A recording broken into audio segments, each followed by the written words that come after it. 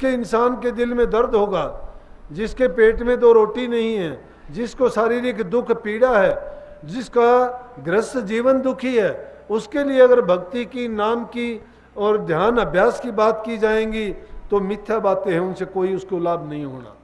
क्यों नहीं होना? कि उसका ध्यान और ख्यालात उन चीज़ों में लगा हुआ है। तो सबसे पहली चीज़ है आदमी अपने रोजी रोटी का इंतज़ाम करे। दूसरी बात अपने शारीरिक जीवन और शारीरिक जो बीमारियां हैं, तकलीफ हो, उनके दूर करने का प्रयास करे। तीसरी बात अपने घर गृहस्थी में सुख और शांति रखे, पति पत्नी मिलके रहे, माँ बाप की सेवा की जाए, अच्छा व्यवहार किया जाए। जब घर में सुख शांति होगी, शरीर आपका तंदुरुस्त होगा, 2 रोटी का साधन आपका होगा, तो आप सब कुछ करने के लायक होगे। लेकिन जब तक इंसान के पास ये साधन नहीं है तो मिथ्या बात करने में कोई फायदा नहीं होगा। ये चीज़ें जब तुम्हारे पास हैं तो फिर जो हमारे लिए मुख्य करके चीज़ है प्रभु की भक्ति, उसके लिए हमें समय ज़रूर निकालना चाहिए। अगर हमने और काम किए, सारा दिन काम करते करते थक गए, किस लिए? कि धन के संग्रह करने में, ज़रूरत से बहुत ही ज़्यादा, जिसके लिए रात की नींद गई, दिन का चैन गया, भागे फिरते हैं, शरीर में रोग लगा ली, दिन में दिमाग में अनेक प्रकार के कितने फितूर भर लिए, रात को चैन नहीं है, टेलीफोनों से फुर्सत नहीं मिलती है। लेकिन क्या हो जाता है? अरे क्या कोई ज़्यादा थोड़ा खाता है? 2 रोटी खाएगा, ज़्यादा संग्रह कर लोगे क्या साथ जाएगा? सब यहीं के यहीं छोड़ के जाना है। जो चीज़ साथ देने वाली थी, जो हमारा कल्याण करने वाली थी, उसको हम कभी 1 मिनट भी नहीं देना चाहते।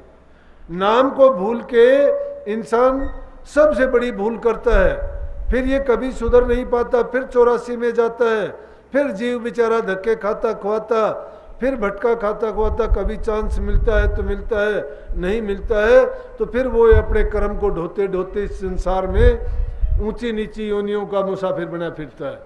ये मुसाफिर खाना है।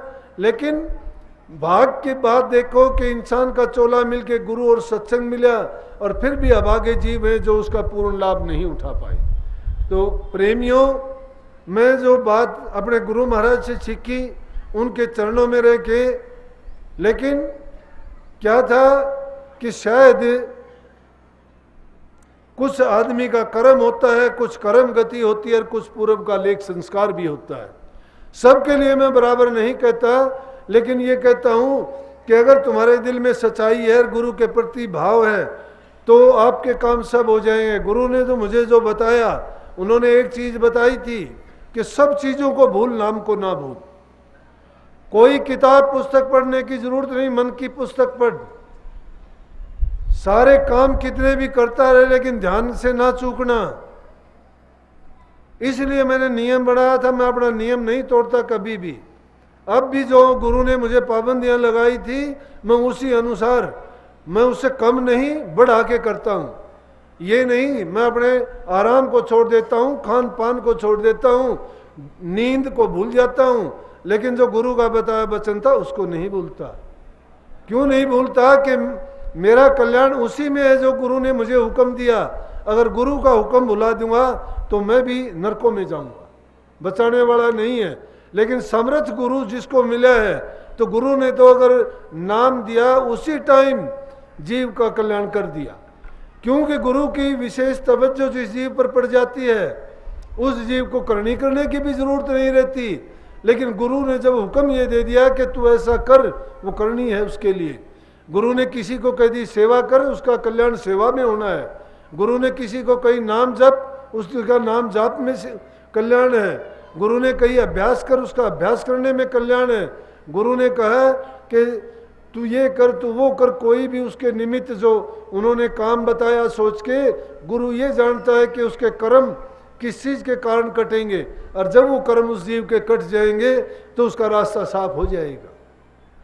इसलिए आज समाज में जो कुरीतियाँ फैली हैं, बुराइयाँ हैं, कितनी कन्यावध होता है भ्रूण हत्या के नाम से, बेटियाँ मारी जाती हैं। अब ये नहीं सोचते कि अगर बेटियाँ खत्म हो जाएंगी तो तुम तो ऐसा करते हो मानव जाति खत्म हो जाएगी। हम करता नहीं है, हम बनाने वाले नहीं हैं, नाश करने वाले हैं। आप कहोगे जब बनाने वाले नहीं तो हम नाश क्यों करते हैं? अरे नाश करने इसके तो परमात्मा ने कर्म करने के लिए जीव को आज़ादी दी है। जो उस आज़ादी का ये भेद नहीं जानता है कि मैं जो करता हूँ इसका पाप कर्म मैं ही भोगूंगा। परमात्मा किसी का हाथ नहीं पकड़ता है, वो नहीं कहता किसी को ये पाप ना कर, ये जुल्म ना कर। वो किसी को आके ये नहीं कहता या किसी को पीठ नहीं थपथपाता तू ये धर्म कर, ये पुण्य कर, तू ये कर वो कर, नहीं। उनको तो जो भेजना था समाज के कल्याण के लिए, उन्होंने अपना उपदेश उनके माध्यम से, अपना संदेश उनके माध्यम से लोगों के सामने भेजा है और वो दुनिया के लोगों को बताते हैं। इसीलिए तो ईसा मसीह ने क्या कहा था दुनिया में आके कि परमात्मा ने मुझे आपका मसीहा बना के भेजा है, मैं आपका उनका मैसेंजर हूँ, मैं उनका संदेश लेके आया हूँ आपके लिए। मैं संसार में मैं उन भेड़ों को लेने आया हूँ जिन पर मैंने उनके ऊपर निशान लगा रखे हैं। इसलिए जो जीवों का अधिकार होता है वो संतों की शरण में आते हैं, वो उनके निशान लगाए हुए होते हैं। इसी प्रकार से जो संतों की शरण में जो जीव जिसका अधिकार होता है उन्हीं के पास जाता है। लेकिन जाने के बाद भी जो अपनी कर्म करने की आज़ादी दी है उस भरम में रह के वो कर्म खोटे मंदे कर बैठता है, तो उसमें गुरु का दोष नहीं है, दोष खुद का है। और इंसान खोटे कर्म करके कर्म का भागी आप बन जाता है, दोष गुरु परमात्मा भाग्य को देता है। ये उस आदमी का तुच्छ बुद्धि का काम है। तो अपनी इसीलिए कहा ना कि अपने मन को, अपने विचार को, अपने ख्यालात को जब गुरु के अधीन कर दोगे तो गुरु तुम्हें जो दिशा देगा उसके अनुसार काम करते चले जाओगे, तुम्हारा कभी भी किसी प्रकार से नुकसान और अहित नहीं होगा उसमें। तो भाइयों, मेरी तरफ से मैं कुछ नहीं कहता, गुरु महाराज की जो प्रेरणा होती है वो आपके लिए दो शब्द बोल देता हूँ। ये भी नहीं पता मैं गलत बोलता हूँ सही बोलता हूँ, लेकिन जो गुरु महाराज की